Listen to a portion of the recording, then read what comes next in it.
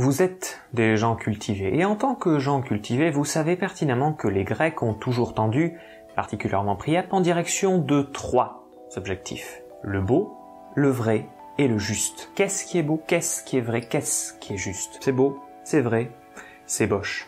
Non, c'est pas ça. Et aujourd'hui, plus modestement, nous allons essayer de répondre à une question qui assurément vous obsède tous au moins autant que la poitrine de Nabila, c'est-à-dire, qu'est-ce qui fait d'une vidéo une bonne vidéo? J'ai réfléchi à cette question, oui, et j'ai décidé que la manière la plus appropriée d'y répondre était de faire un top des petites astuces à suivre scrupuleusement pour faire d'une vidéo une bonne vidéo. Beaucoup ont essayé, ils n'ont pas réussi. Un top que, soit dit en passant, je me sens parfaitement légitime de faire puisque j'ai à ce jour plus de 500 abonnés. 500! Soit plus que le nombre d'électeurs de Benoît Hamon. Bon bref, essayons donc ensemble de voir quelles sont les règles à suivre pour faire que le spectateur, lorsqu'il découvre notre vidéo, ne se dise pas « C'est vraiment un gros tas de merde ». Disons que ça y est, vous avez un sujet de vidéo, mais il vous faut trouver une chose, un angle, un point de vue, un message à transmettre sur cette vidéo. Vous voyez ce que je veux dire? Quel est le ton que vous allez adopter? Quelle est l'orientation que vous allez prendre? Avant de commencer à rédiger sa vidéo, la première étape c'est de se poser les bonnes questions, à savoir quel message on souhaite transmettre et quelles émotions on souhaite susciter chez le spectateur. Et je dirais même plus, le téléspectateur. Réfléchissez donc en amont au format le plus adapté au message que vous voulez transmettre. Quel est donc le format le plus adapté? Podcast audio, vidéo, phrase longue, phrase courte, slip, caleçon? Bref, je pense que vous comprenez l'idée. Ça y est? Vous avez une idée sur le type de format que vous allez utiliser? C'est bon? Ok. Et bien maintenant, regardez et inspirez-vous des meilleurs youtubeurs qui justement utilisent ce type de format. Et notez bien qu'il y a une colossale différence entre s'inspirer et copier.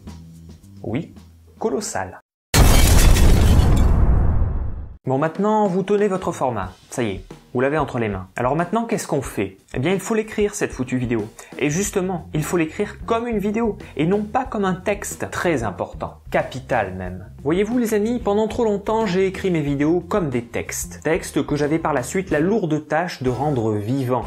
Et croyez-moi, c'est très difficile, les amis, de rendre quelque chose de non vivant, vivant. Alors, ne faites pas comme moi. Pensez vidéo, mangez vidéo, dormez vidéo. Instillez de vous dans vos vidéos. Qu'elles vous reflètent, qu'elles aient une âme, qu'on sente qu'elles viennent de vous, qu'on y retrouve de votre humour, de votre intelligence. Oui, si, c'est possible. Oui.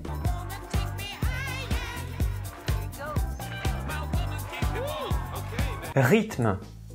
Tout est dans le rythme. Une vidéo, c'est une mélodie. Et le vidéaste, son chef d'orchestre. Merci.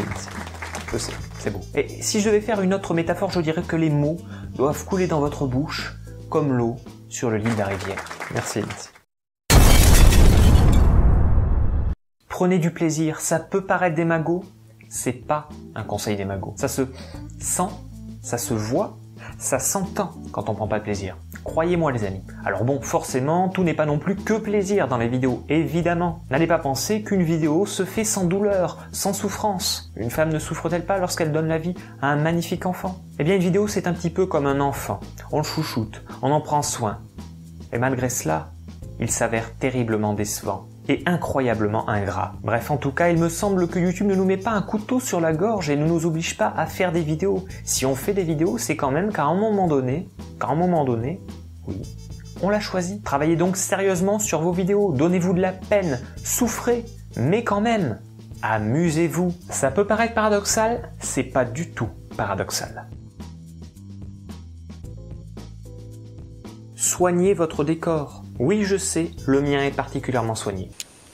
C'est vraiment un gros tas de merde. Il a pourtant été longtemps et savamment étudié. Plus sérieusement, il est vrai que je donne ici des conseils que je ne m'applique pas à moi-même. En tout cas jusqu'à présent. Parce que, croyez-moi les amis, ça va changer. Mais pour que ça change, il faut que vous me fassiez un don sur Tipeee. Très important. Mais en tout cas, si je débutais, je crois bien que c'est un conseil que je me donnerais. Ne néglige pas ton décor, Ben. Non, surtout pas.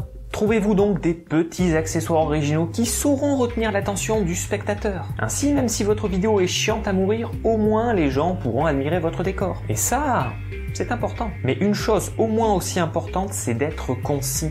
Soyez concis les amis. Ne dites pas en 15 phrases ce qui pourrait être résumé en une seule. Blaise Pascal, oui, encore lui, s'était un jour excusé auprès d'un ami de ne pas avoir eu assez de temps pour lui écrire une lettre plus courte. Concision. Eh bien, il en va de même pour les vidéos, mais puissance 1000. Si je vais voir un tuto, j'ai pas envie qu'on m'explique en une demi-heure ce que je pourrais comprendre en 5 minutes. C'est vrai qu'il y a aussi des gens tellement passionnants qu'on aimerait les entendre beaucoup plus.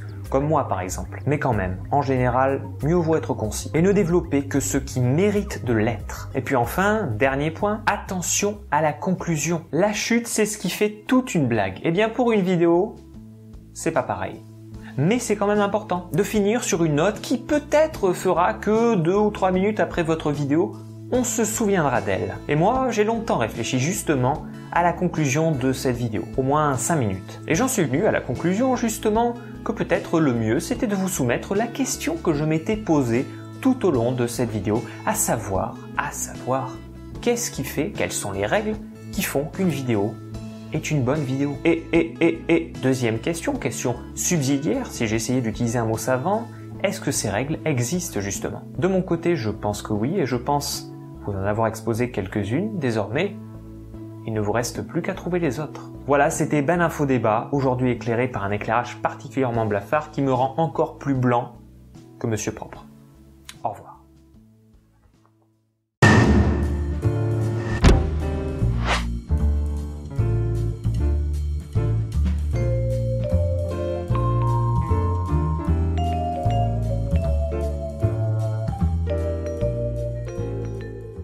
Et